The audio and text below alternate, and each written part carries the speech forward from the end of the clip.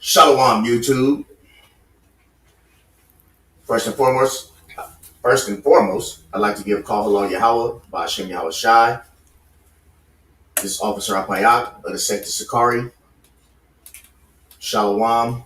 We coming in regularly scheduled program. Couch Captivity created. I'm just all thrown off today. Couch Captivity created. We're gonna try something a little different. We're gonna watch a couple videos, have a nice family bonding moment. You know what I'm saying? Because I ain't had no precepts tonight, so we're just gonna watch a little bit of YouTube, hang out with the family. We love y'all. Let us see y'all. Shalom, everybody in the audience in YouTube land. So tonight I was gonna come and do. I was gonna go into King Agrippa and Paul addressing Agrippa because I have a few lessons I want to bring out on this channel, but I was watching YouTube today and I saw this video, and it made me want to come in here and make a few points because I've been hearing a lot about Northern Kingdom and Southern Kingdom divisions all across Israel lately. Not to mention you have people with Negro only doctrines. Within the last year and a half, I've heard brothers with Northern Kingdom only doctrines, which it's all silly as hell because they actually collapse on one another, these doctrines. So I don't really pay too much attention to them except for to hear enough to cut them to shreds. But I was watching the video because it was my boy from the African Diaspora channel. I know him as the Phil Advise show, the brother who had the brother priest Elder Zabak on his channel. He was the brother who interviewed Elder Zabak. So he has good content on his channel. Everybody go check out his channel. He's always talking about something in the black community. You know what I'm saying? In the African diaspora. But I did want to bring out this topic just to raise awareness of some of the viewpoints that brothers have on the separations between Northern Kingdom and Southern Kingdom, and some of the reasoning that don't really line up with me, but some of it does. So with that, we're gonna get right into it.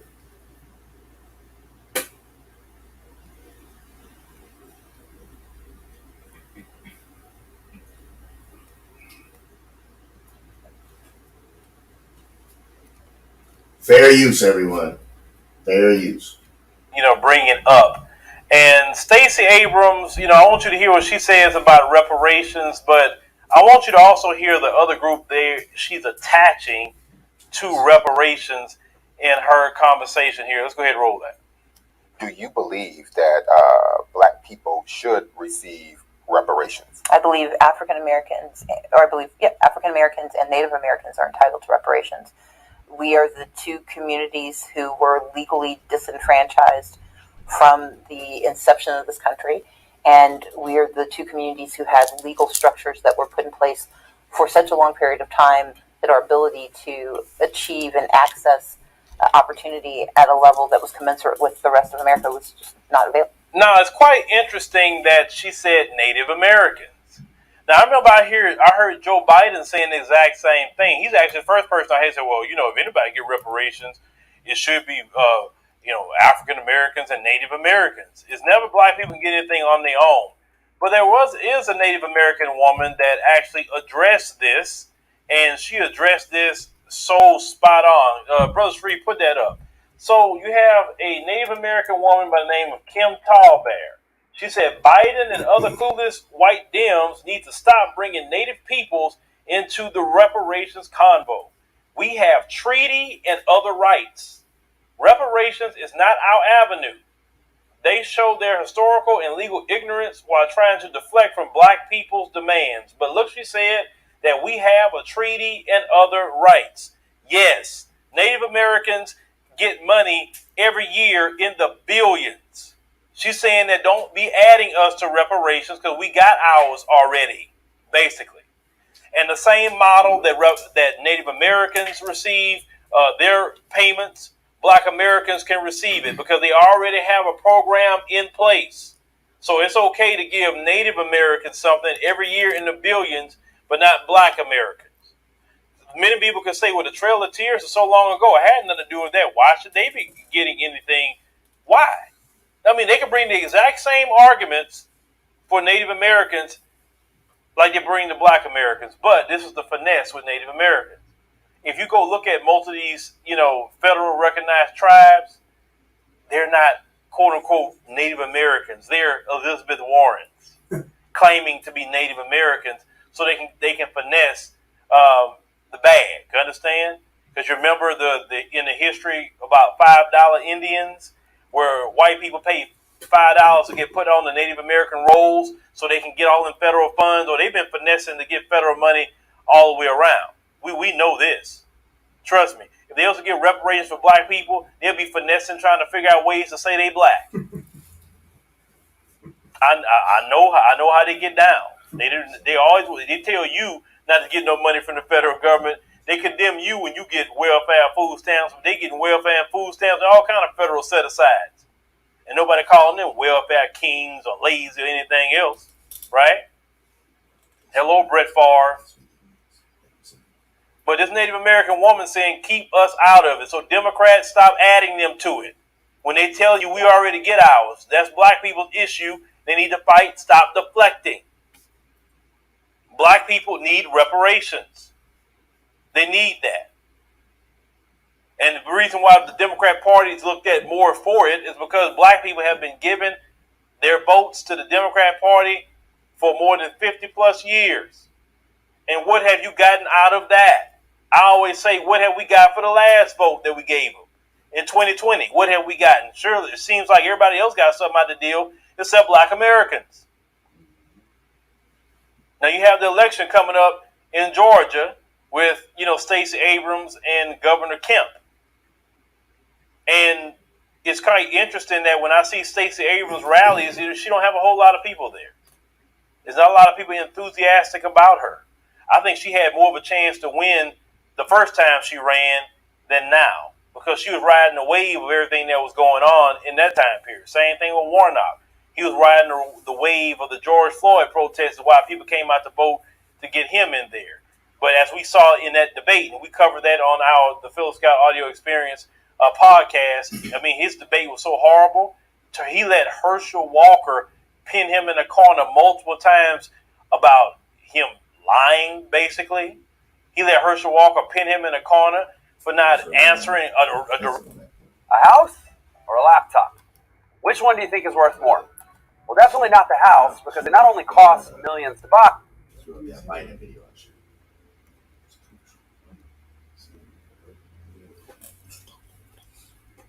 Yeah, Esau looking like an alien. That's why they're so big on surgery.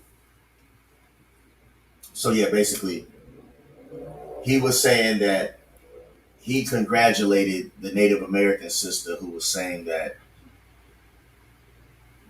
you shouldn't mix black, and I'm putting up the air quotes for that, black relations with Native American relations politically, right? When it comes to reparations.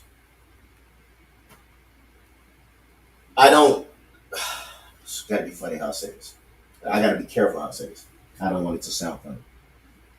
I don't disagree with the brother Phil, right? I believe that whatever is going to be decided as reparations for so-called Negroes should be decided for so-called Negroes. Whatever is going to be decided as reparations for so-called Native Americans, that should be decided for Native Americans. Whatever is going to be decided as reparations for so-called Puerto Ricans, let the 12 tribes get their reparations separately. The reason I say that is gonna be tied into that audio. I had a thought about it of why they would try to tie them together. But,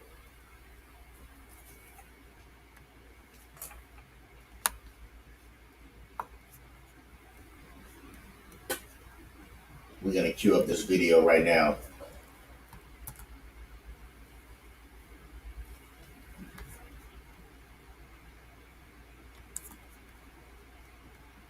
Was interviewed by the NAACP, where they asked whether or not he supported reparations for ADOS. Fair use, community. And I'm sure you're not going to be disappointed or surprised by his answer. So I'm going to go ahead and play brief audio of his answer, and I'll be back with brief commentary. So bear with me while I cue this up. We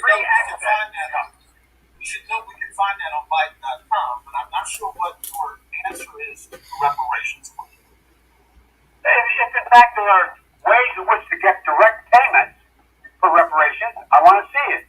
But why are we waiting around for the study?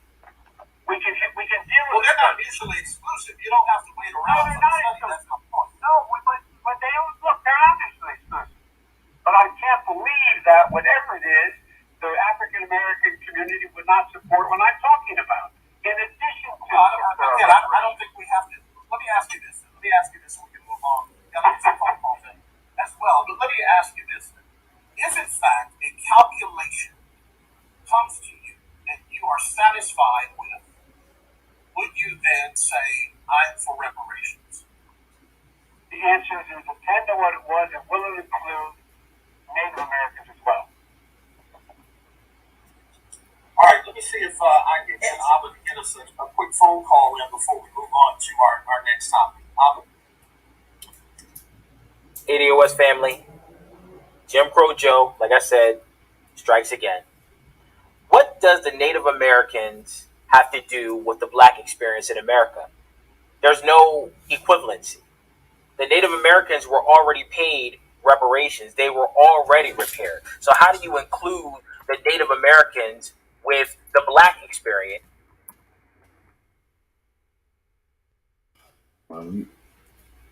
All right, so this brother in that video, he said something a little different than what the African Diaspora channel said, right?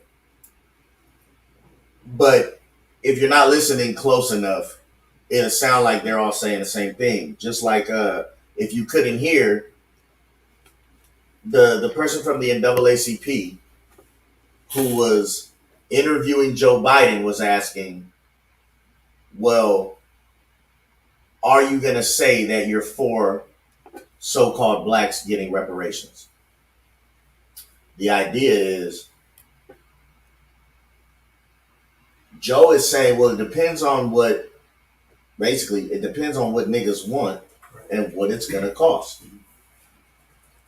That's why I look at it, what the brother from the advice or from the African Diaspora channel was saying is, we don't want to mix Northern Kingdom problems with Southern Kingdom problems, not to mention Judah with Levi or Benjamin or with Manasseh or Ephraim, because if they're asking, well, what is it going to cost, then we can't lump all 12 tribes into one plea for reparations, right?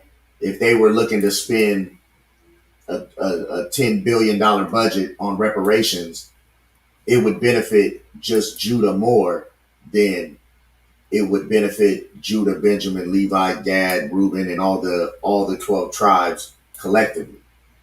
So I'm not against brothers who feel if we were going to present our case for reparations to the Supreme Court, I feel like it would be better established as separate cases, right? I'm not against that. What I don't like is how the brother on the second video said the Native Americans were already paid. See, that was really the inspiration for this class tonight. The Native Americans, so-called Native Americans, tribe of Gad and also Reuben, right? They were never given reparations. Hence, their current state in the Americas is not repaired since contact with early American settlers. So there's no way that you can give credence to them being paid or receiving any type of reparations when to this day the original treaties on paper have never been met. So that's what I wanted to get into today. I wanted to play the first video so we could see what the brother Phil from the African Diaspora channel, what he was presenting, because I agreed with that. But we have to be careful how we expound on things and how we say certain stuff, because it could really throw people off. I want to diaspora first. But the brother in the second video who was doing the review on the NAACP video, he was really ignorant because he didn't know what the hell he was talking about. That's our brother, more than likely, and if he is, we love him. He still sounds dumb as hell, talking about the Native Americans were already paid. I don't know where he got that information from, but it's not true. So before we get into the video, because that was my segue to the video to show us how untrue that statement was about Native Americans already being paid, I just wanted to get into this brother Phil, his show, his channel, and he got like I said, he's interviewed Elder Priest Zabak from HOI before, you know what I'm saying? So I know he know what's up with the Israelites and what we're about and our logic. So he has African diaspora, however, tomato, pick your poison. He has it in his title, so I just wanted to go real quick into this word for diaspora.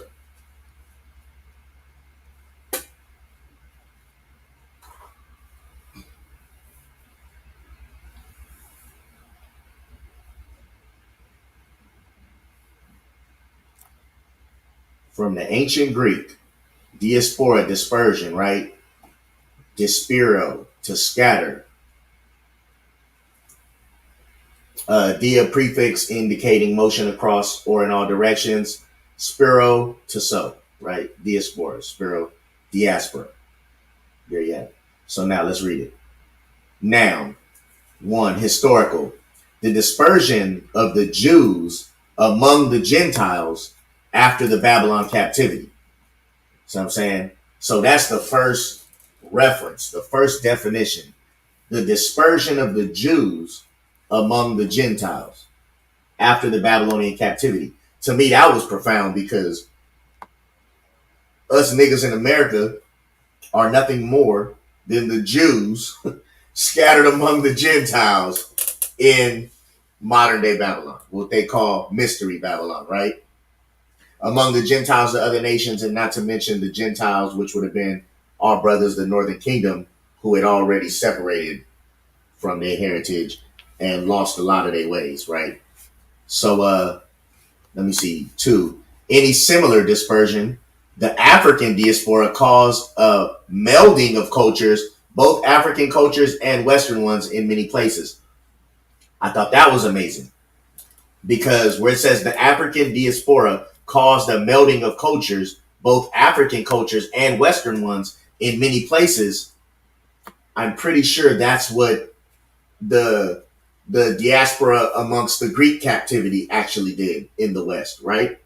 When Greece was taken over and the Mesopotamian king Alexander was conquering, and they were assimilating people into their hierarchy, their kingdom, their rule.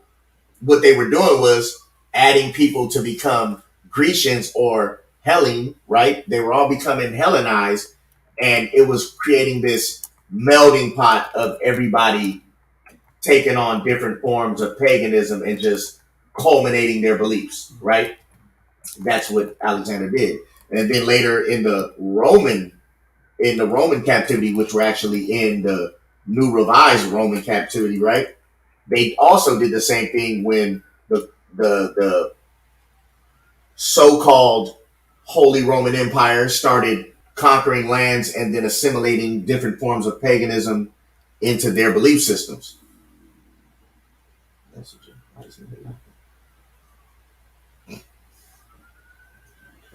So, yeah, basically, I just thought that was interesting that the brother with the African Diaspora channel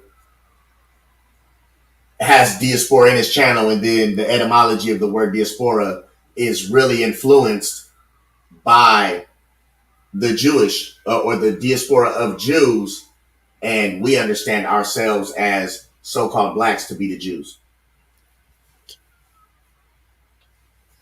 What's it do? You want to keep reading these differences? All right, 3. Collective, a group of dispersed, especially Jews, outside the land of Israel. Once again, a group so dispersed, especially Jews. So I'm saying that word is literally a target for Jew. That word is a label for Jews. Being dispersed is a Jewish character, a characteristic of Jews. 4. The regions where such dispersed group, especially the Jews, resides. Oh, the ghetto. Taken collectively, Jews in the diaspora often have a different perspective on anti-Semitism from Israeli Jews. Which that's pretty deep too, with the whole idea of anti-Semitism with this brother Ye, right, going around right now.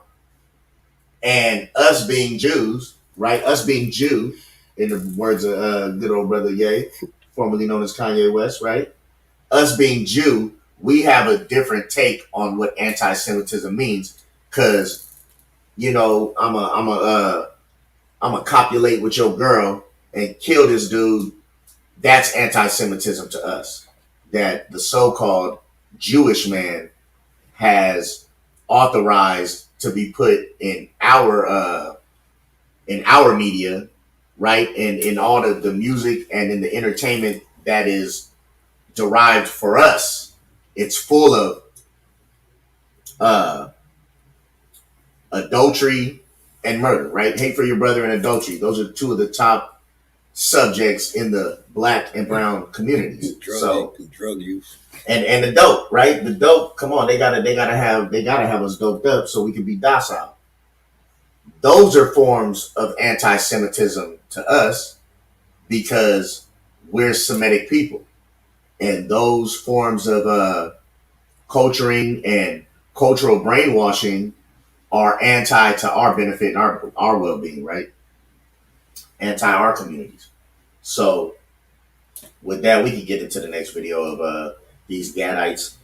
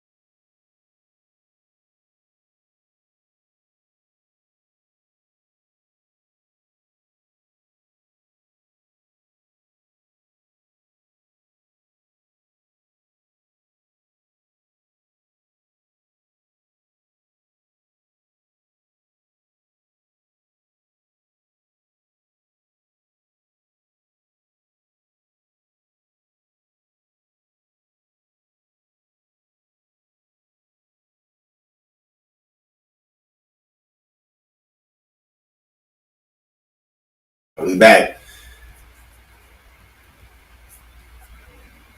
See, that should bring on Christianity. The original series. Oregon Experience is a production of OPB in partnership with the Oregon Historical Remember, Society. we're going into this video because of the brother said that the Native Americans were paid back. Time began, we have been been here since the first human got here. For many thousands of years, Oregon has been Indian country. Indian country is pretty complex. It's not just one group of people that are all the same.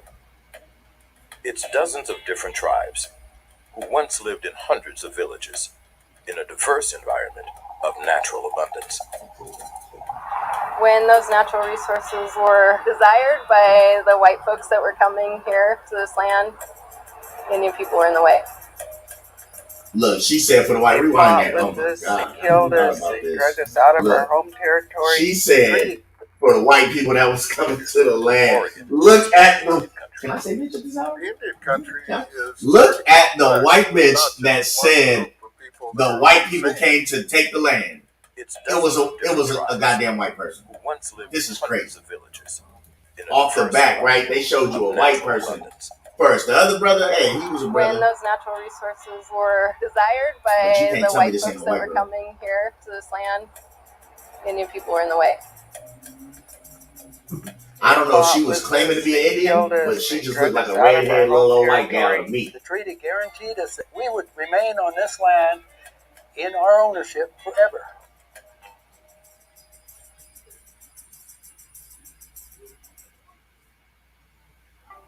Leading support for Oregon Experience is provided by Fair use, everybody, fair use.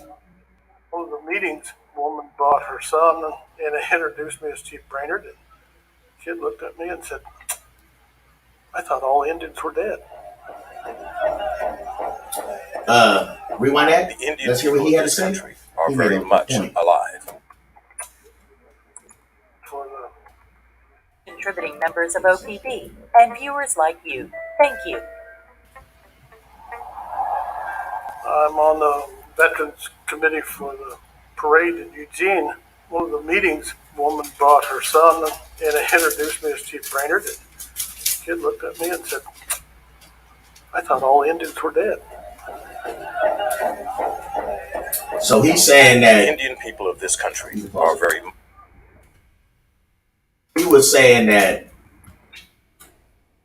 it was a time that little white kids thought all the Indians were dead, right? Which goes to show you how the propaganda went in the time of America's inception, and then the centuries immediately following after colonizing and decimating the natives and relegating them to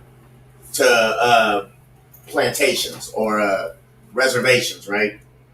So he said, he made the point to say, and he was a Native American, and the little white dude was like, shit, I thought all Native Americans were dead.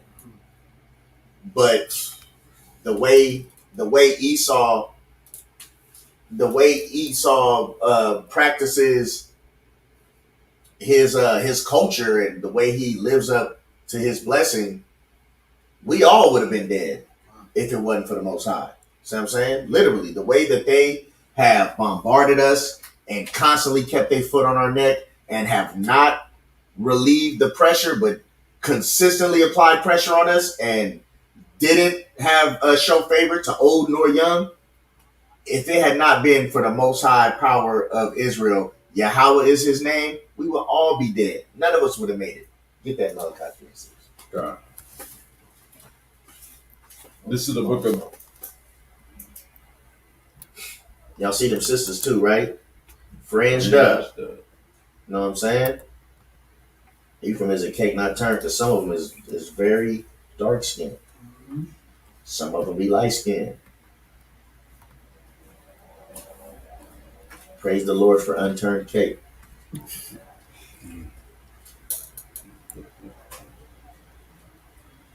So you go Malachi? Yes.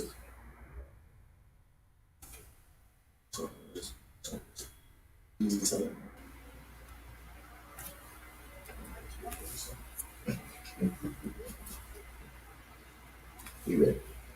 This is the book of Malachi, chapter 3 and verse 6.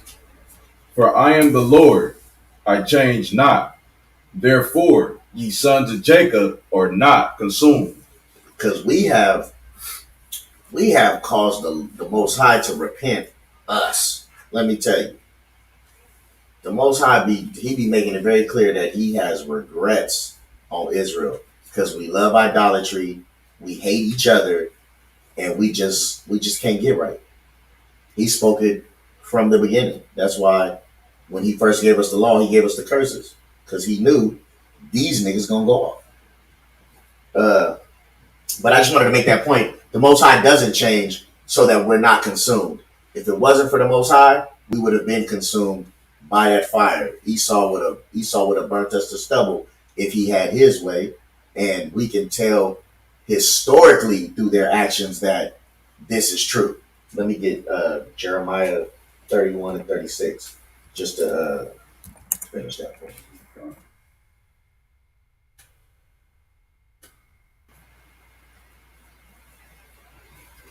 Y'all got to remember, God loves us. We're not really good at being his people, you know? That's why we got to get it together as a nation. We got to start giving diligence to make our calling and election sure. You know what I'm saying? We're called, we're the elect. Israel is his elect, but we have to give diligence to make it sure. You might be a Hamite, the way some of us be acting. I don't even exclude myself. I'm just saying we be acting so goddamn like we can't get it right, and we don't want to walk in his law, statutes, and commandments that he gave to us. We might be the heathens. Give diligence to make your calling and election sure. That way you know for a fact I'm doing everything I can. I'm trying to inherit the kingdom. Read it. God. This is the book of Jeremiah, chapter 31 and verse 36. If those ordinances depart from before me. So I can get 35. God. Verse 35. Thus saith the Lord, which giveth the sun for a light by day, and the ordinances of the moon and of the stars for a light by night, which divideth the sea when the waves thereof roar. The Lord of hosts is his name. If those ordinances depart from before me, saith the Lord, then the seed of Israel also shall cease from being a nation before me forever. And that's the whole point. Long as we got the sun, moon, and the stars, we will be Yahweh's people. But I mean, to add to the point we're making in Malachi, we'll be his people before him. The people have to be around to be his people. So the only reason why we haven't been wiped out completely is due to the grace and the mercy of the Most High. Yahweh is his name. We can get back to the video.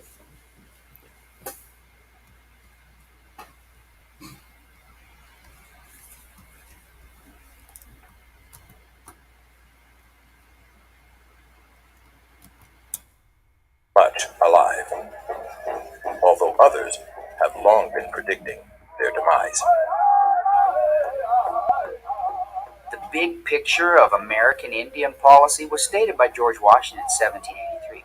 The Indians are going to go extinct, and the United States is going to get all their lands. There was a time after World War II in Korea that all the anthropologists expected that we would become culturally extinct, that we would lose our language, our lands would be sold off and frittered away. We would no longer be able to be identified from any other person on the landscape. But that's not the case. Oregon today is home to 9 federally recognized tribes. I didn't even catch that when I was watching this video, taking timestamps. But they said George Washington predicted that they would extinct the Native Americans and take all the land. See what I'm saying? Which goes back to the point we were making in Malachi, that they already had an idea like, oh yeah, we're gonna come here, we're gonna learn the land off them, and we're gonna get rid of them. That is Esau's nature.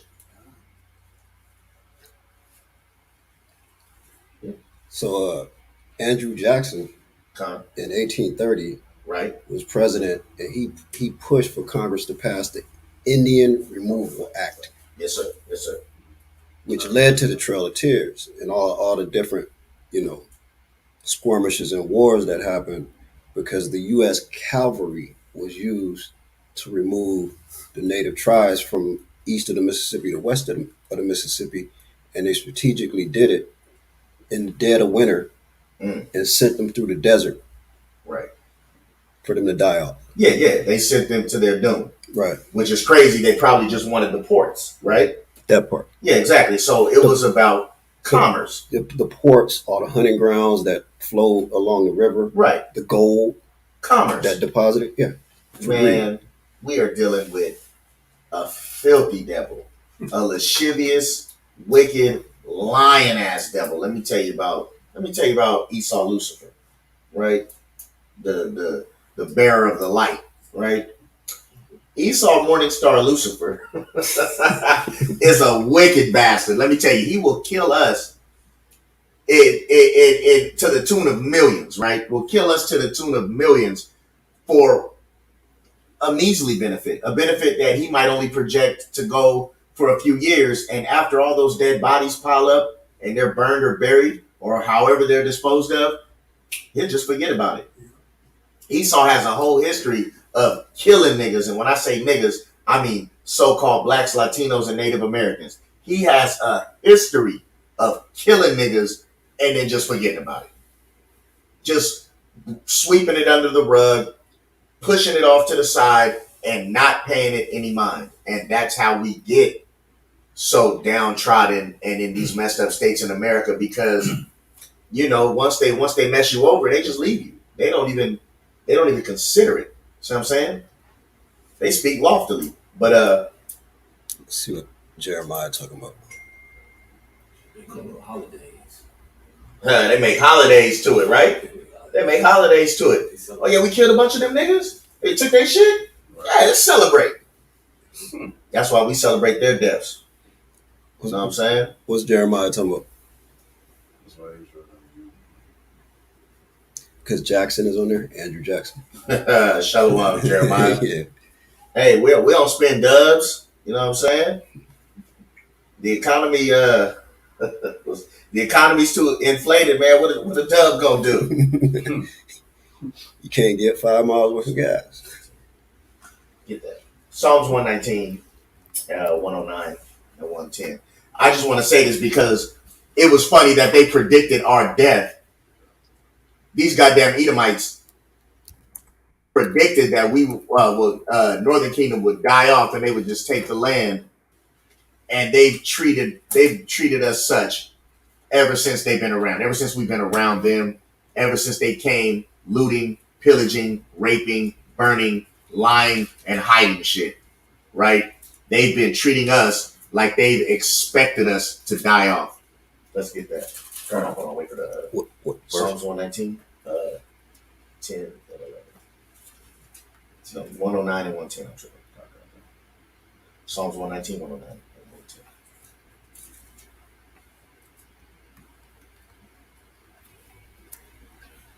This is Psalm 119, verse 109.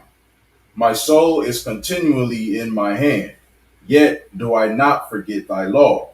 The wicked have laid a snare for me, yet I erred not from thy precepts. Thy testimonies have I taken as an heritage forever, for they are the rejoicing of my heart. So right here, this I believe is David saying, I love being in the law. I love being lawful. My enemies have laid a snare for me, right? So the whole point is we don't err and fall for the traps of our enemies because we're living lawful. A lot of the traps they set for us are going to be about living unlawful, right? You can just say it. Huh? Yeah, Psalm 83. You already know about it. You know what I'm saying? Who's blowing up the phone? No. Try. This is Psalm 83 and verse 1. Keep not thou silence, O God. Hold not thy peace, and be not still, O God. For lo, thine enemies make a tumult, and they that hate thee have lifted up the head. They have taken crafty counsel against thy people and consulted against thy hidden ones.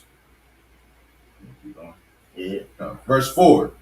They have come and let us cut them off from being a nation. Come. They have said, come and let us cut them off from being a nation, that the name of Israel may be no more in remembrance. For they have consulted together with one consent. They are confederate against thee. So all these nations are in a league together against us, the children of Israel, to do what? Cut us off from being a nation and keep us from living lawful so that we can discontinue from our heritage, right? Setting traps and snares. The whole idea is that if we stayed living lawfully, we could just walk and focus on the goal, and we would have the wisdom to make it through the snares and the pitfalls and the traps. But when we're walking with our head up our ass, then that's when you fall into a lot of the traps. Let me get that in Deuteronomy 28:66.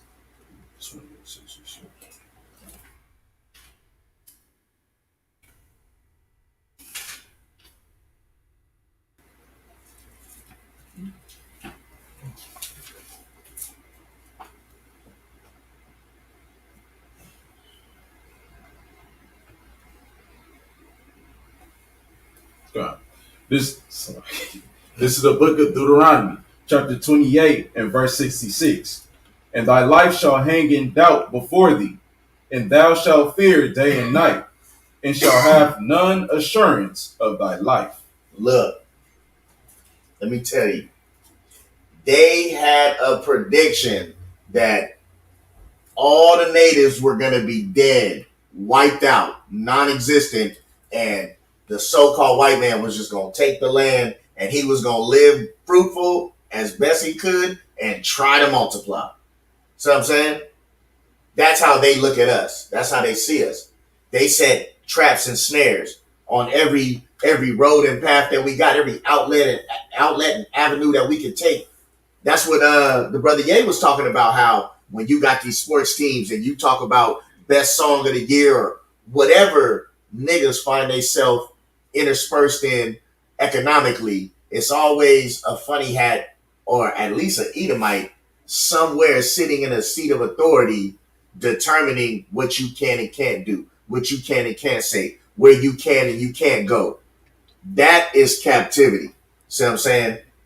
And as long as the so-called Native American man is still told where he can and can't go, even on the lands in the treaties that was provisioned for him and his people, when they want to run a pipeline through it and they still have to get, you know what I'm saying? They have to get mistreated and degraded. Come on, this is not freedom. How the hell was Gad and Reuben paid if they're still being treated like they ain't shit? You know what I'm saying? It's the same white man that didn't make good on no treaties. But before I jump the gun, let's get back to the video about Kashan.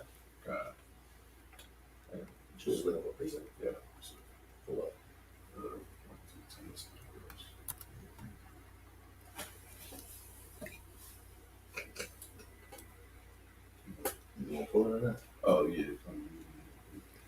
Michael 2. Michael 2 and 10. You want me to call?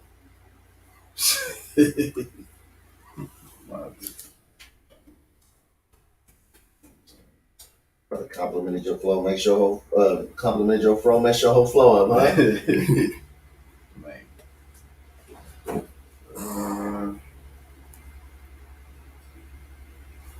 That's right.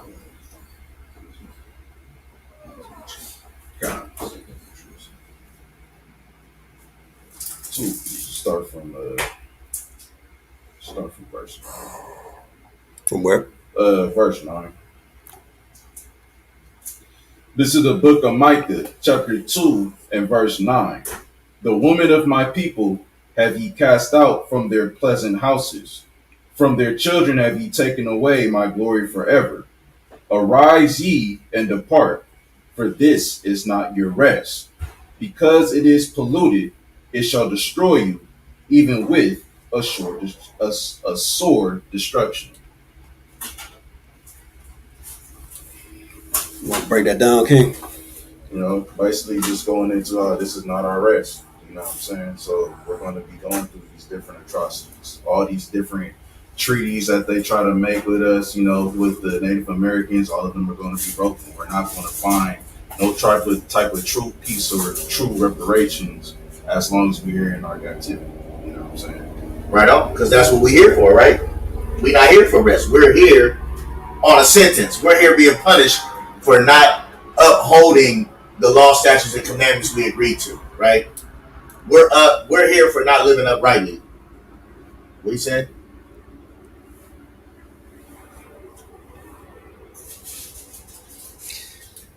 It says remarks by President Biden at a Democratic National Committee. Folks, Republicans have made it clear, at least they're being honest, down the government, they say, and send the nation into debt. Oh, into default? Yeah, they're talking about every time the spending bills come up or the appropriations come up right in Congress, the Republicans say we're not going to approve it right because it's above budget, and then that'll cause the U.S. to go into default on all of the expenses because they won't get the budget right. Right. I feel that. Yeah, that's how you know this is a wicked two-headed devil. He can't even agree with himself, and you know, Satan can't cast out Satan. That's why his whole empire is crumbling. See what I'm saying? Copy and paste break down as. Yeah, Laha, you wish. This is me. This is me, buddy. Did he say that just to me or did that in the chat? But look, let's get that's my guy. That's my guy. Let's get back to the video. Hey, look who showed up.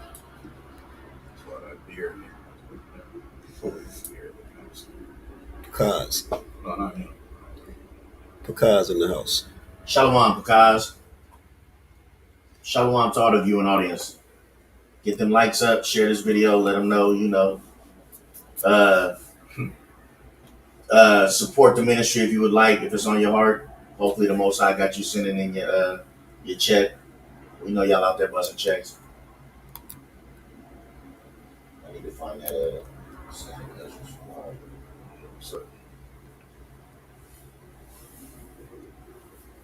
We're talking about the animals changing their natural habitat.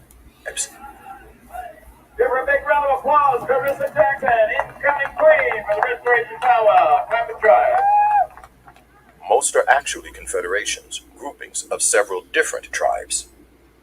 More than 60 tribes and bands once lived here, speaking at least 18 languages. Jala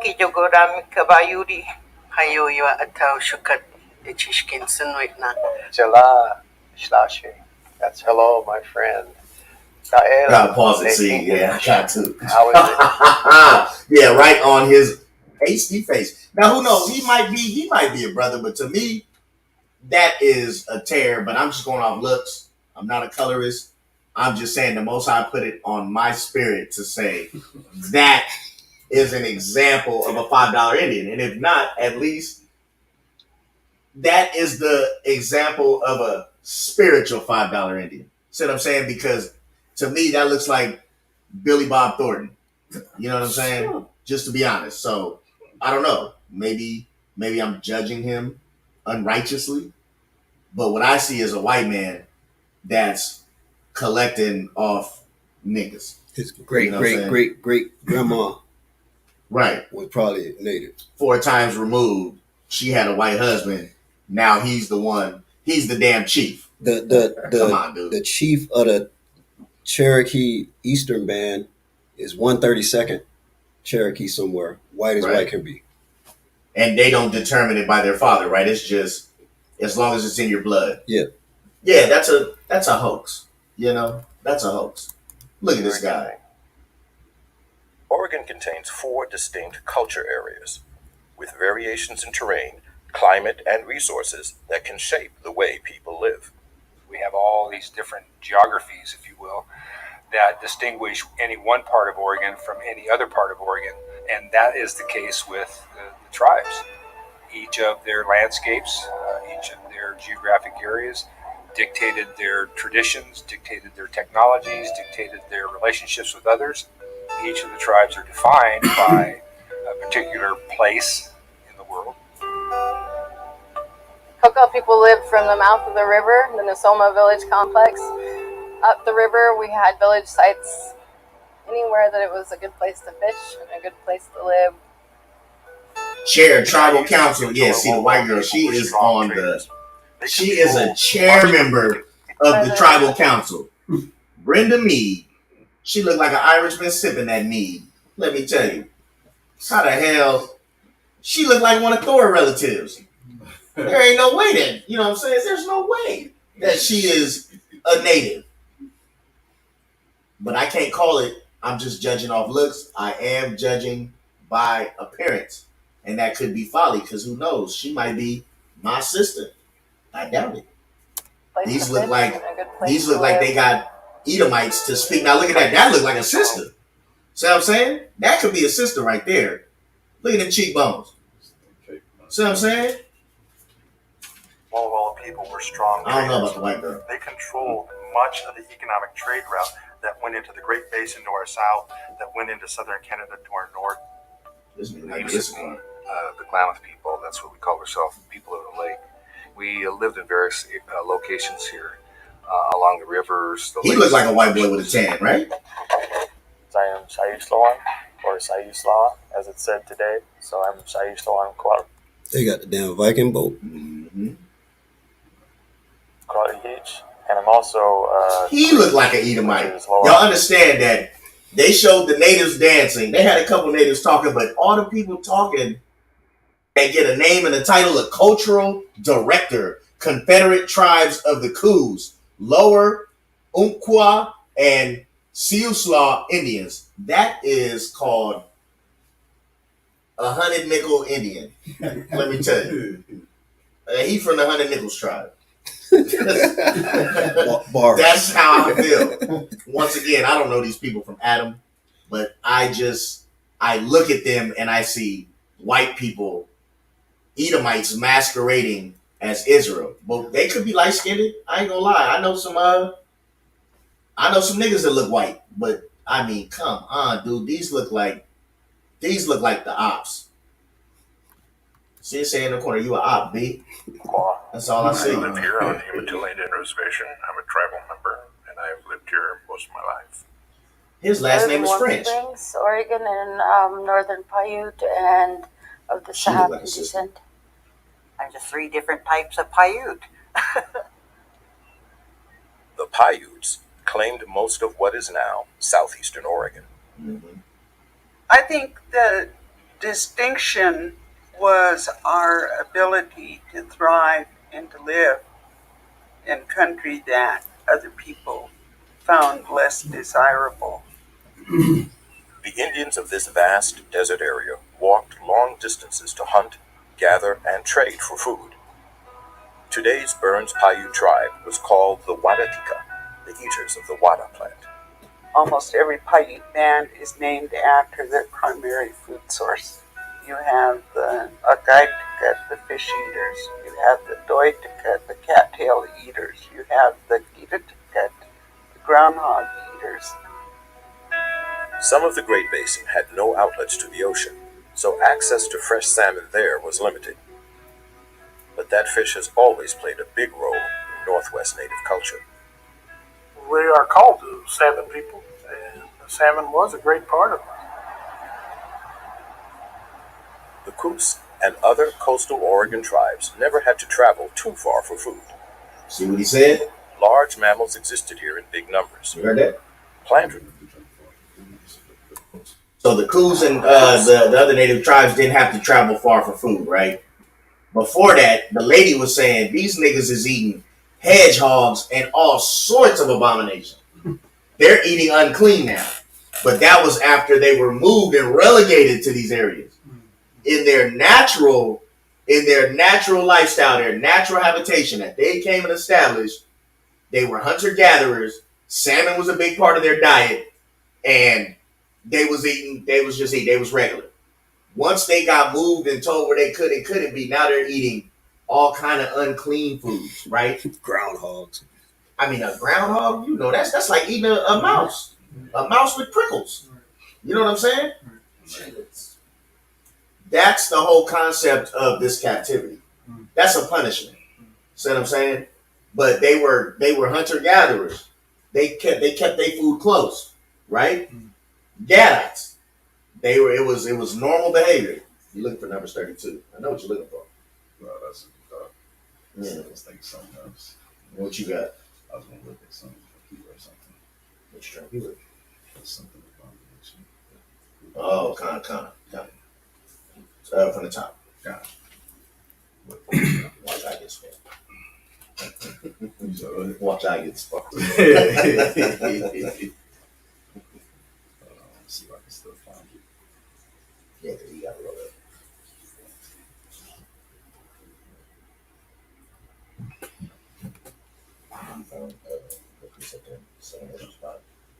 Nah.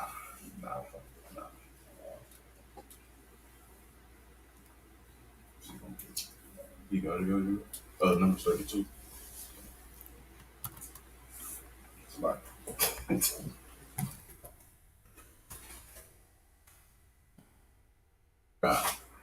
This is the book of Numbers, chapter 32, from the top.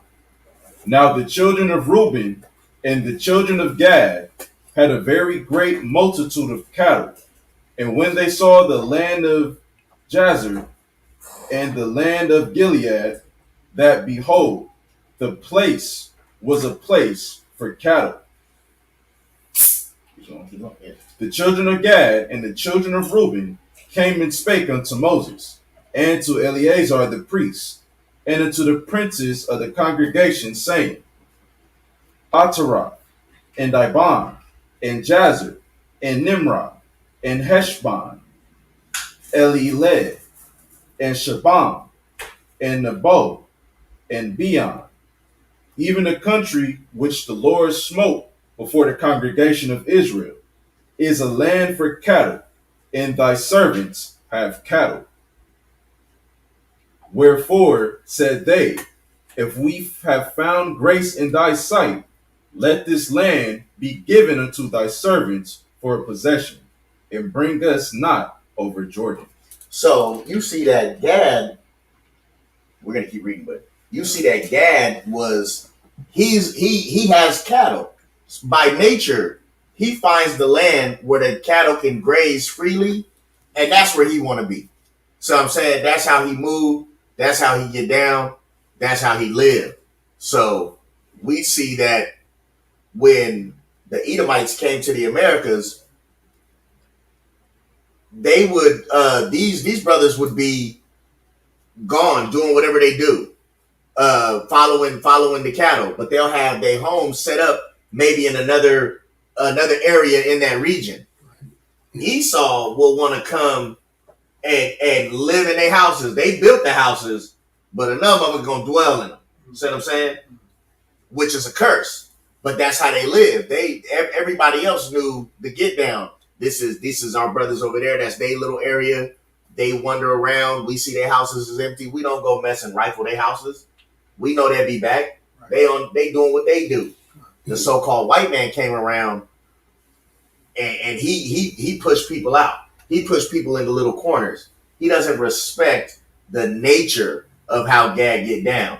That's why they're in this little area in Oregon. They can't get to the salmon. The salmon is the clean food they can eat. See what I'm saying? What's that? Leviticus 11? Yeah, Esau had no concept of a nomadic people that followed the herds. They literally came across the Mississippi with their manifest destiny, right, and literally surveyed the land into blocks. That's why the West is the streets is straight up and down, straight across. It's a grid, like a grid. Yeah, it's a grid. They surveyed the land into blocks and said, "Okay, whoever can make it out there and claim stake, you got this square land right here." Which goes into the doctrine of discovery. That part. Because the doctrine of discovery was basically established on the idea that any land anywhere west of basically the Eastern Islands, right? Any land west of that little denotation line that they drew, everything was up for grabs as long as you were basically a white Christian. See what I'm saying? If you was an Indian native or a nigga, that means your shit could get took. See what I'm saying? That simple. That's all it was about, was spreading Christianity, Catholicism, overall white supremacy. See what I'm saying? That's why we teach about how Christianity, Catholicism, Protestantism, all those isms are just subtle forms of white supremacy. I say subtle now because they turned it into a science. Back in the days of the Crusades, it wasn't nothing subtle at all. It was bloodshed, swords, and cinders. You know what I'm saying? Conquering by the sword, killing people.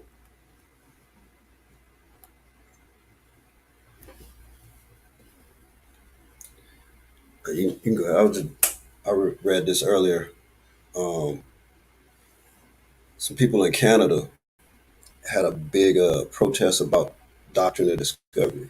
And this was recent, right? Yeah. I was reading about that a few days ago, I think, and I was thinking that, see, Brother Deacon bringing out the doctrine of discovery got white folks protesting, stirring up all kind of trouble for them, and you know what I'm saying, all praises for that.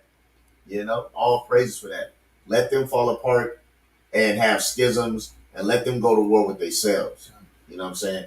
We pray the Most High tear their wicked ass kingdom down every day. Let's get to the video. It really I'm gonna end it on a video. I just wanted to go into these little articles I had. Yeah. Okay. So, because I'm only 6 And minutes in, other they're gonna make some coastal points. Oregon tribes never had to travel too far for food. Large mammals existed here in big numbers. Plant resources were abundant in the rainforest environment, providing not only food, but materials for baskets, canoes, and plank houses. The people at Water's Edge ate shellfish and fresh and saltwater fish. All the tribes had a relationship with salmon. If you didn't have a lot of salmon, you would do whatever you could to make enough resources to go trade for salmon. Today, this fish still swims throughout much of Oregon. But before the dams and habitat degradation, salmon and steelhead migrated into nearly every part of the state. I had never seen. See, that's the point. Salmon. Watch, pause this real quick. So they're eating shellfish and salmon. They eating whatever the hell they can now. They used to have that salmon diet. That's what they were eating. But because of the dams and the degradation of the availability for the fish to get to their areas, niggas is eating groundhogs.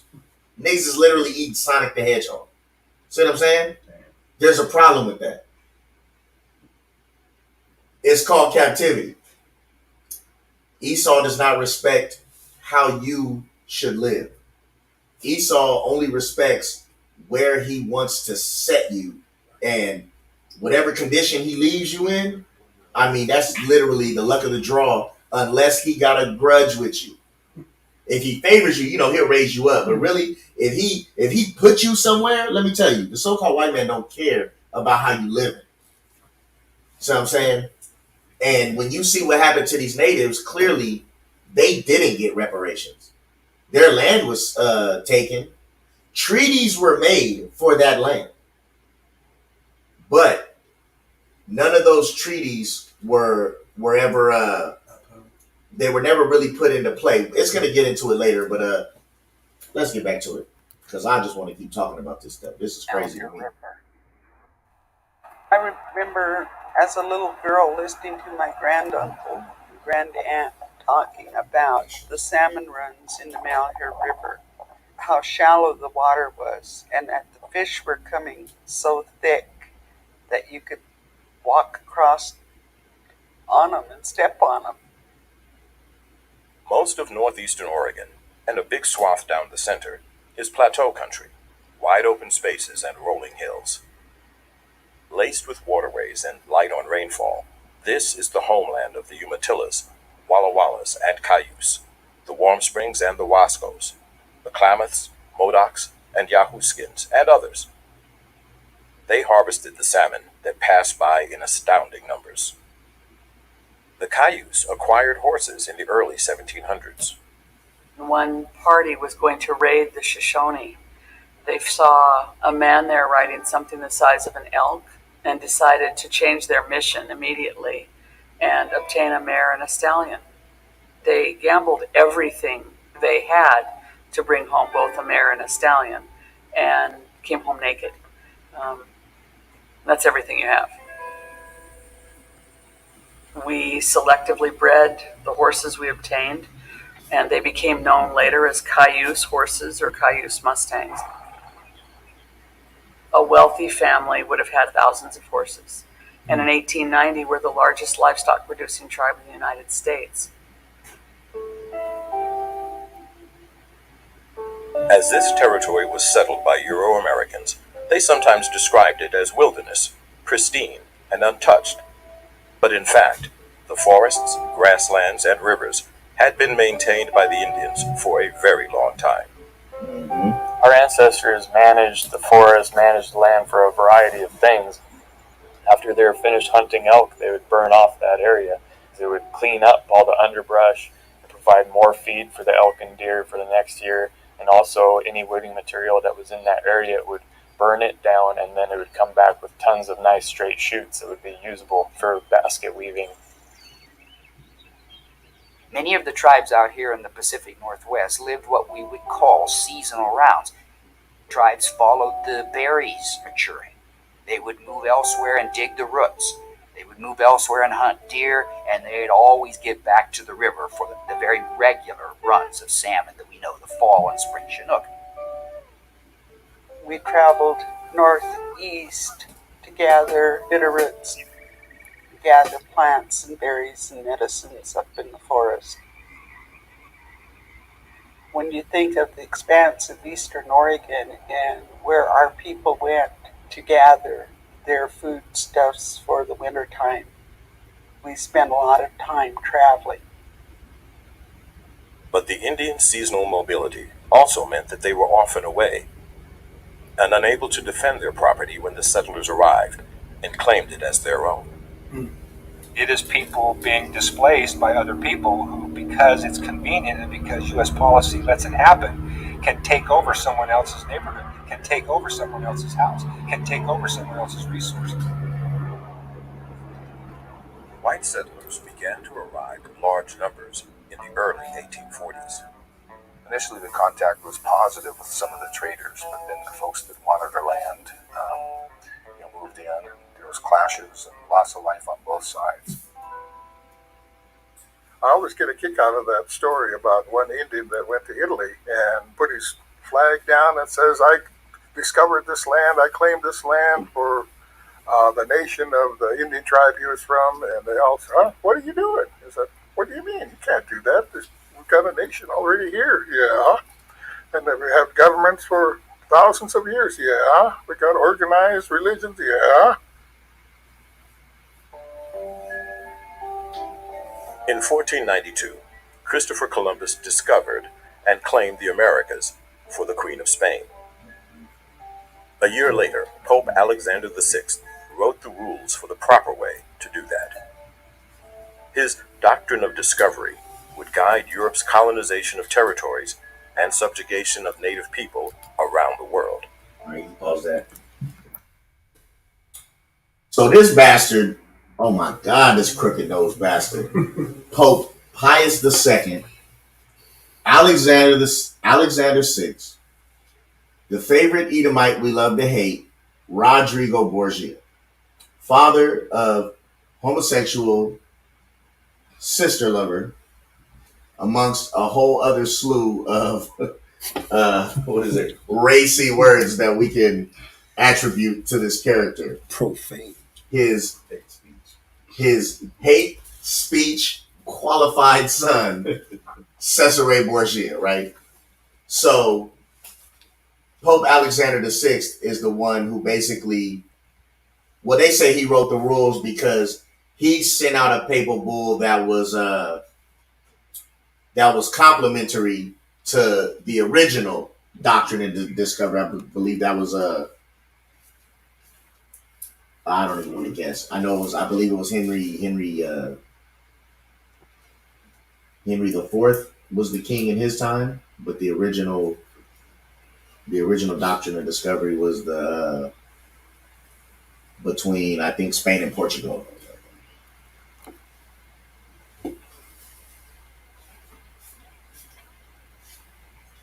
Oh yeah, that's gonna be no. Scroll down. Yeah, we're gonna read these. Quick, Doc, you got your reading eyes on? Mm-hmm. You sure? Fine. Let's see. Which one you want to start with? Get the original one. The original one first. The one that goes before that. Yes, sir. I'm gonna cut you off because I got them in here. Oh, they in that chapter. They in that too.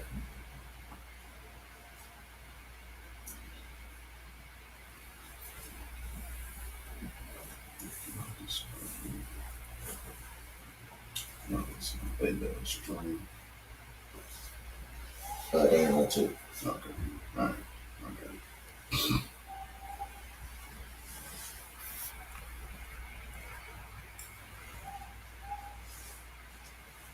Start from top. Come. All right. So you don't gotta read that shit, though. Not this one. Okay. No, it should be all right. Right. All right. So scroll down. Bottom of the show. That right there. Some Europeans. Yeah. Europeans in the 1400s were focused on creating this cite the source. It's the Doctrine of Discovery from indigenousvalues.org. All right. Europeans in the 1400s were focused on creating a Christian kingdom, Christendom, that would be ruled by the Pope in Rome and backed by Christian kings and queens. At this time, Christianity was organized into a hierarchy where the Pope and monarchs were above all other living beings in the world. In following with this practice, a series of popes instructed their subjects to take whatever riches they could from non-Christian people. Non-white people. This issued in the Age of Discovery. The doctrine of discovery originated with papal bulls, letters from the Pope issued in the late 1400s. In particular, two bulls from 1452 and 1493, written only a few short months after Columbus returned to Spain, authorized the kings of Portugal and Spain to exploit Africa and the Americas for slaves and lands to enrich the Catholic Church. The Jesuits,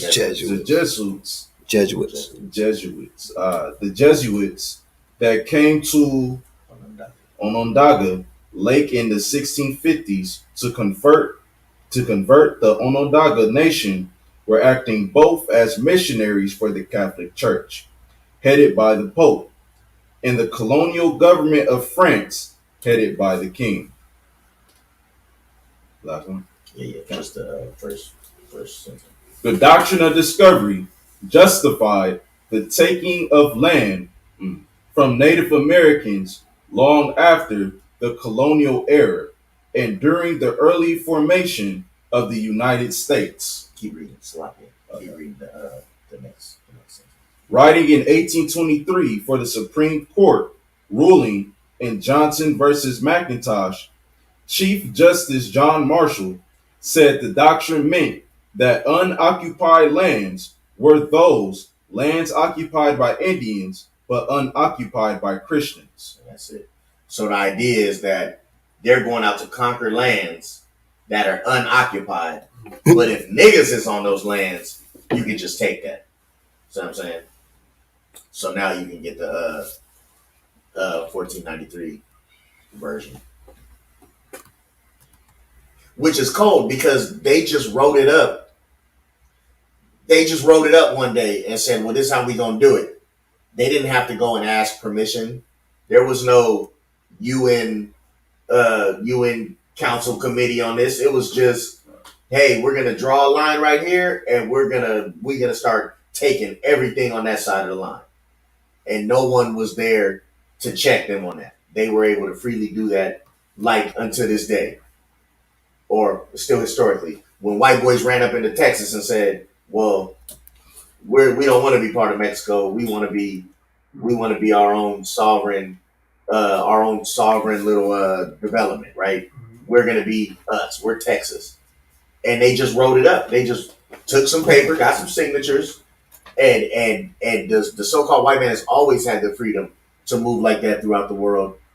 We can't even own the shit we've been sitting on by ourselves for the longest of time. We still can get our stuff taken away without anyone batting an eye at it. But soon as Edomites come together and decide to write up a parchment, they'll come and take your whole damn life. Crafty counsel. Let's get the second one. This is cite the source. The Doctrine of Discovery, 1493, on gilderlerman.org. Gilder Lerman. This is Pope Alexander VI, Dr. Salakia.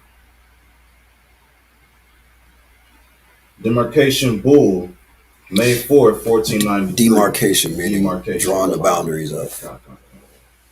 What is the paper?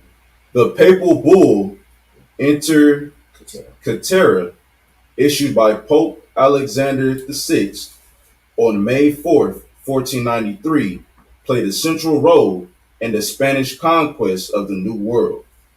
The document supported Spain's strategy to ensure its exclusive right to the lands discovered by Columbus the previous year.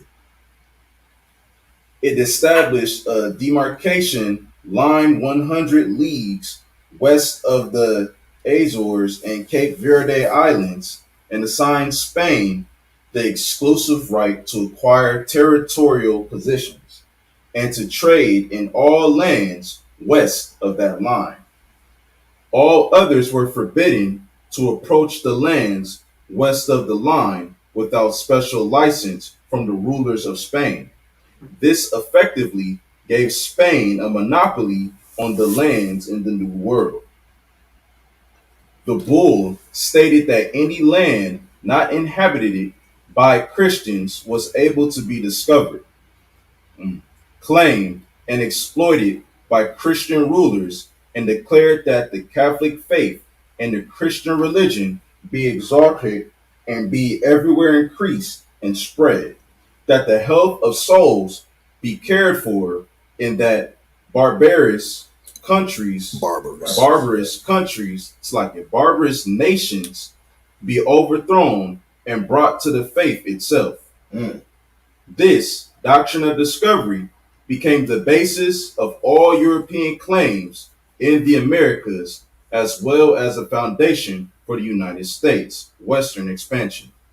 And the U.S. Supreme Court, in the 1823 case Johnson v. McIntosh, Chief Justice John Marshall's opinion in the unanimous decision held that the principle of discovery gave European nations an absolute right to New World lands. Wow. In essence, American Indians had only a right of occupancy which could be abolished.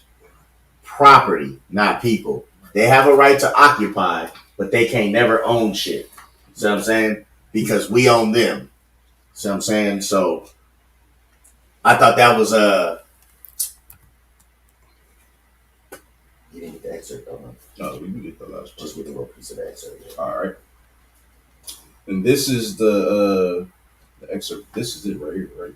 Not what you just where it says excerpt. No, I'm saying this. That more than likely it's in there. Okay, okay. Because that's from the right. paper. So that's from. Yeah, this is the actual right. Okay, the text. All right. So this is the excerpt, right? Which you'll find a picture at the top. Wherefore, as becomes Catholic kings and princes, after earnest consideration of all matters, especially of the rise and spread of the Catholic faith, as was the fashion of your ancestors, kings of renowned memory, you have purposed with the favor of divine clemency to bring under your sway the said mainlands and islands, with their residents and inhabitants, and to bring them to the Catholic faith. Hence, heartily commending in the Lord this your holy and praiseworthy purpose, and desirous that it be duly accomplished, and that the name of our Savior be carried into those regions, likely into those regions. We exhort you very earnestly in the Lord, and by your reception of holy baptism, whereby you are bound to our apostolic commands, and by the bowels of the mercy of our Lord Jesus, Christ. Their Lord, Cesare Borgia. That part. Enjoy strictly that inasmuch as with eager zeal for the true faith you design to equip and dispatch this expedition, you purpose also, as is your duty, to lead the peoples dwelling in those islands and countries to embrace the Christian religion, nor at any time let dangers or hardships deter you therefrom, with the stout hope and trust in your hearts that Almighty God will further your undertakings, and in order that you may enter upon so great an undertaking with greater readiness and hardiness, it's like that, y'all, and hardiness endowed with benefit of our apostolic favor, we of our own accord, not at your instance, nor the request of anyone else in your regard, but out of our own soul largest and certain knowledge, and out of the fullness of our apostolic power, by the authority of Almighty God, conferred upon us in blessed Peter, and of the vicarship of Jesus Christ. So that's enough. The point is, they're saying that niggas were able to be stolen and have everything stolen from them because they were given direct authority from God, from their God, which is a white man who was copulating with his sister and he had her husband killed so he can do these things, right? That's their God. You know what I'm saying? Eliphaz. Right. Gold is their God as well. Don't forget about good old Eliphaz, right? So y'all got to understand the Most High had his hand on that, because we understand in the seventh seals, right? The Spanish Armada, what was that, the third seal? Or the second seal? I think it was the third seal, right? So if you want, you can find it. But the thing is, I wanted to read an excerpt from Critical Review or Annals of Literature by a Society of Gentlemen, published 1783. This is volume 57, page 140. And I'm going to go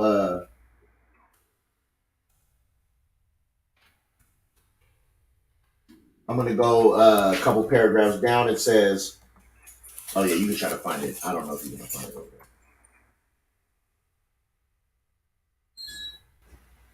Volume 57, page 140.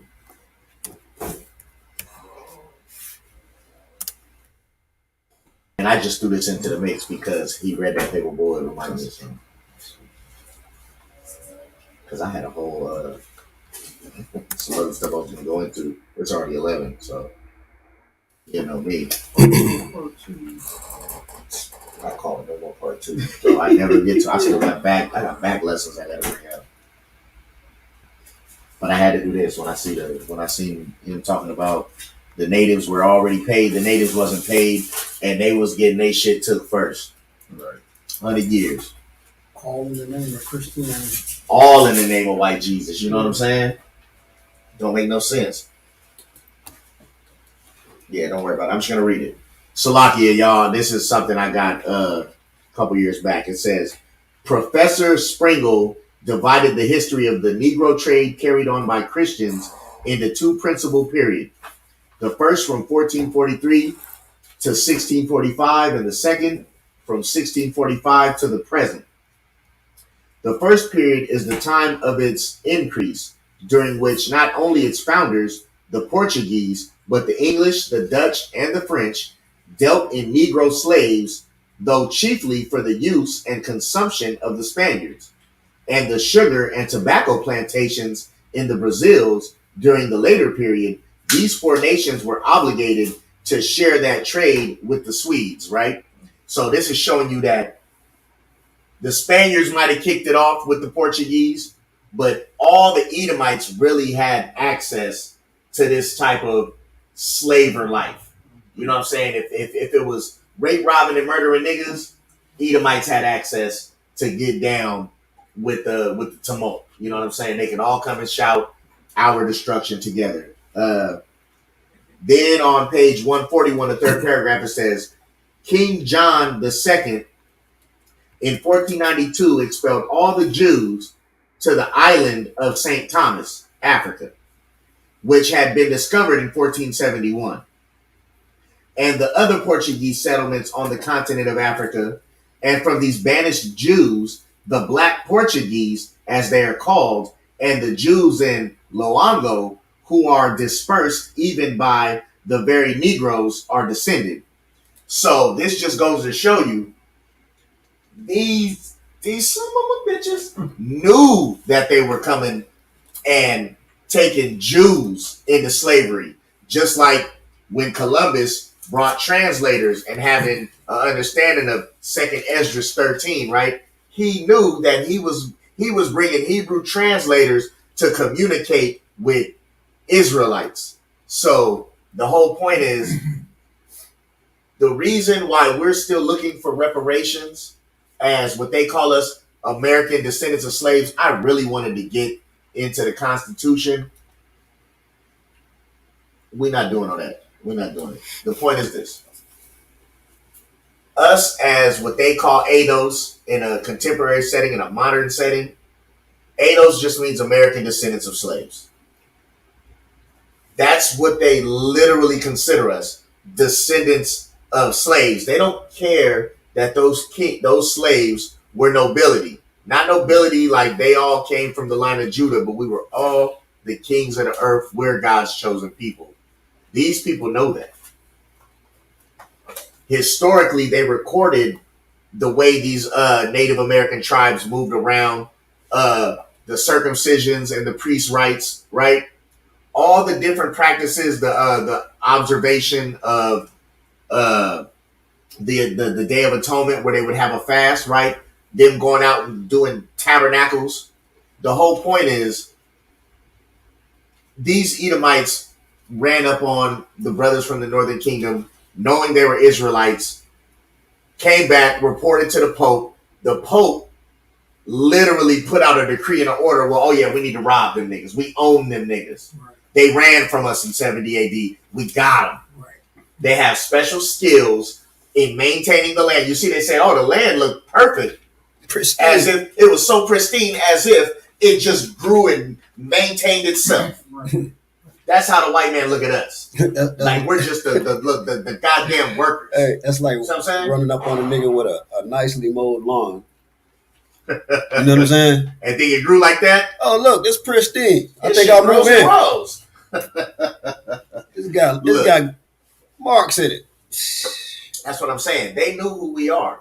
And that's why, man, look, over 300 treaties have been broken. And that's just the first set of treaties. And I'm just giving y'all my redacted information, right? There was a time when the original treaties were established, and the Native Americans that were encountered by Esau, the Northern Kingdom tribes that were encountered, were considered nations. That's why you even hear them say like Hopi Nation and stuff like that, right? Then the later treaties, the natives were not considered nations no more. They were dependent. What do you call, like? They were just dependent. basically colonies. You know what I'm saying? Look, so the air quotes Cherokee Nation. There's really no such. It's not a tribe. Right. It's not something that the natives, live by naturally. Right. It was literally Cherokee was a bridge language from the Iroquois nations, the Iroquois language group, which is like Choctaw, Blackfoot, Creek. You know what I'm saying? Shawnee, all up and down the Mississippi, right? It was a bridge language to be able to write treaties. You know what I'm saying? For the revolution, right? No, for just that, from that period of colonization. Right, during the revolution, right? Because that's how they communicated. Right. Because before that, it was more of a pictorial or, you know what I'm saying, pictograph as far as a written language. Right. But it was more of a spoken language. But the Cherokee Nation was started as a bridge language between English and the Iroquois. Almost like a lingua franca, but really for just for treaty language. Right. Which is crazy because a lot of those treaties that they struck, like when the French and the British came into a treaty, they understood that it was put on paper, they were abiding by it. When the Northern Kingdom tribes were having treaties written up for them, Esau was breaking the treaties. Speak. So Esau was breaking the treaties. Now watch this. The Northern Kingdom was keeping up with the guidelines for the treaty. But they looked at the treaty on paper as this is a start. We're going to grow. We're going to build this relationship. We're going to abide by this treaty. Edomites were breaking the treaty since the first day. Killing niggas off, robbing shit, raping shit the way they do. So the point is, when you go through and do the history, I mean, we're going to have to do a separate class just on the broken treaties. You know what I'm saying? Because really, I'm realizing this was a way longer lesson than I thought. 55, 20. Y'all have to understand that Esau never entered into these treaties with the intent to honor them. Right. So just like we need reparations for slavery and the ill treatment and the psychological effects and then the pain and suffering, the brothers from the Northern Kingdom also still deserve reparations. The thing is, I'm willing to stand with brothers and write up agreements and try to approach the Supreme Court. I don't think Esau will ever pass. And if they ever do, this is my prediction. If the so-called white man ever decides to give niggas reparations, they're going to try to cash you out through the mark of the beast. Right. So I refuse. I don't got I don't have no dream or no hope or no wish for it. So I want reaching. I want punitive damages in the form of liquid. Yeah, red liquid. That part. I want punitive damages in the form of red liquid. Read between the lines. Hey, you know what I'm saying? Kashab said I got Snapple facts. He must have read that on a Snapple top. You know what I'm saying? Kashab. Shalom, Kashab. What's happening? Shalom. Bring your precept. This is Psalm 55 and verse 20. He hath put forth his hands against such as be at peace with him. He hath broken his covenant. The words of his mouth were smoother than butter, but war was in his heart. His words were softer than oil, yet were they drawn swords. That part get 73 and 5. That's the whole point. Esau is known to break treaties. And when he come at you with that treaty, let me tell you, he's really just trying to set you up to put you in a position where he can mate you. See, it's all chess with Esau. Every step he take is a calculated step to kill. That was the blessing Esau received in Genesis 27, right? He was blessed with the sword. So we have to understand that Esau is making good on his blessing. He's conquering by the sword. He's the sword that what is that? He smote the shepherd and scattered the sheep. See what I'm saying? Esau is that sword.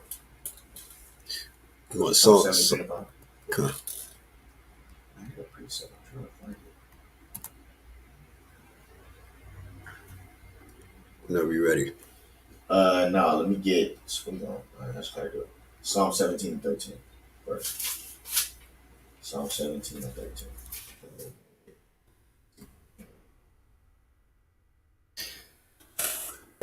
They must have been busting over there. Oh yeah, for sure. The first one sounded like 38. The second one could have been a photo. It'll get closer and closer. Yeah, they was right there. Shoot. The last one was right there. Right there. Oh, that's not the glasses on gonna hit. Which one on this one? 13. This is Psalm 17 and 13. Arise, O Lord, disappoint him, cast him down. Deliver my soul from the wicked, which is thy sword. So that sword, that same sword, right? It just so happens Esau was blessed with the sword. The Most High says the wicked is his sword, right? Just do the math, right? Esau was blessed with the sword.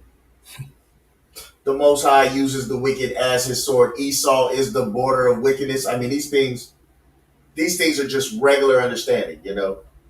Now get that Ezekiel 21. I just wanted to make these points before we left off this video, and this understanding of what we were watching are the effects of Esau's presence, what Esau does, what he's always done through history. He'll write up some shit on paper real quick and take everything you got, and he won't bat an eye at it. See what I'm saying? He'll kill you to the tune of 100 million people, and he'll just sweep it under the rug.